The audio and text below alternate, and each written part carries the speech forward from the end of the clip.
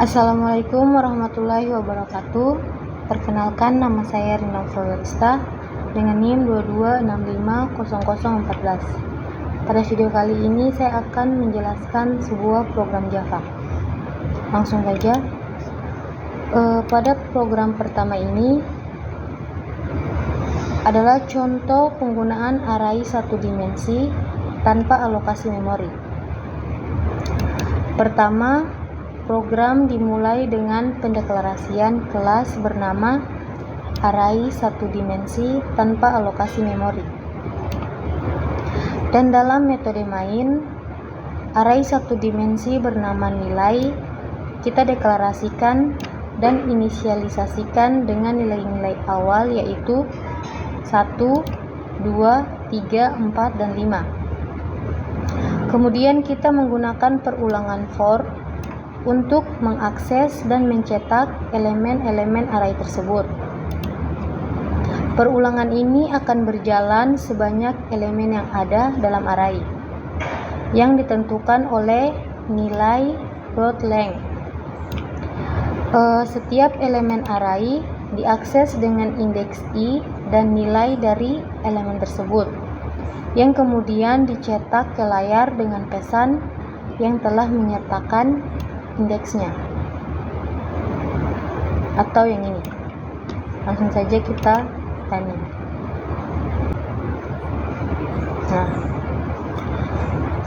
Hasil outputnya yaitu mencetak elemen-elemen array yang telah diinisialisasi sebelumnya. Jadi program ini secara otomatis dialokasikan memorinya sesuai keperluan dari array tersebut dan diinisialisasikan elemen-elemennya sesuai dengan nilai yang telah diberikan. Jadi kita dapat mengakses dan mengelola elemen-elemen array tanpa perlu melakukan alokasi memori secara manual. Lanjut ke program kedua. Pertama, kita deklarasikan array karakter bernama f yang memiliki jumlah elemen 5.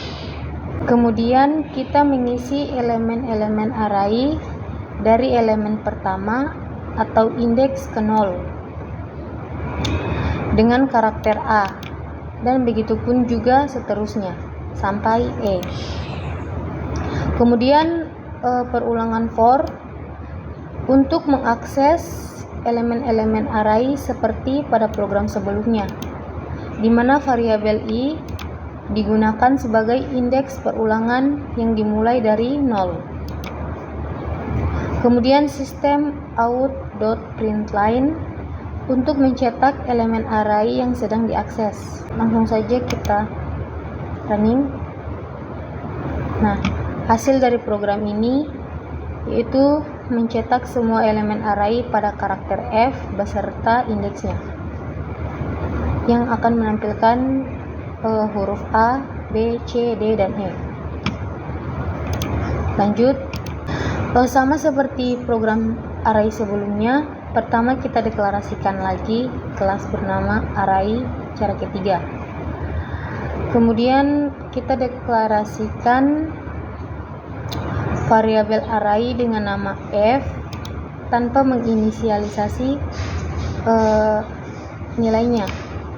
Lalu kita membuat array karakter dari f tadi dengan inisialisasi elemen-elemennya. Array karakternya yaitu f, g, h, i, j,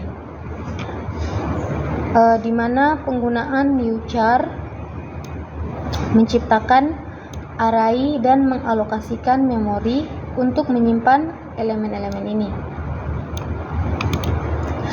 Kemudian kita memulai perulangan for untuk mengakses elemen-elemen array tadi, di mana variabel i sebagai indeks perulangan yang dimulai dari 0. Dan terakhir kita cetak elemen array yang diakses dengan diikuti oleh karakter yang ada di elemen tersebut menggunakan perintah system.out.println. Langsung saja kita running. Nah, maka dia akan menampilkan karakter F, G, H, I, J sesuai dari indeks pertama sampai seterusnya.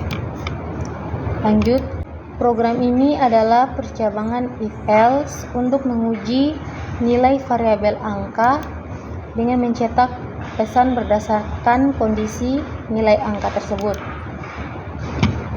Pertama, kita deklarasikan variabel angka dengan nilai 15. Kemudian, kita mulai struktur percabangan if dengan menguji apakah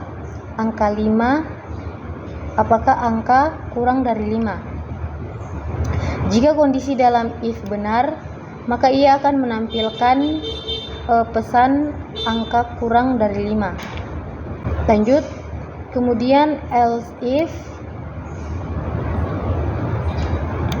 jika kondisi dalam if sebelumnya bernilai salah, maka else if ini yang akan dijalankan dan diuji apakah angkanya kurang dari 10.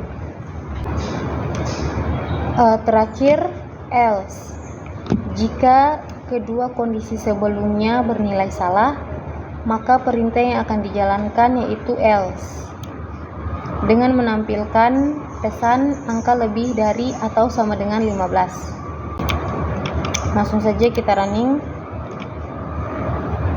Nah, maka dia akan menghasilkan output angka lebih dari atau sama dengan 15. Kita coba angka kurang dari 5, misalnya 4.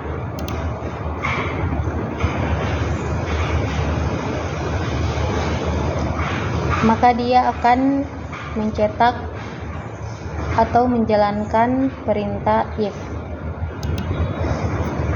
Lanjut ke perulangan while.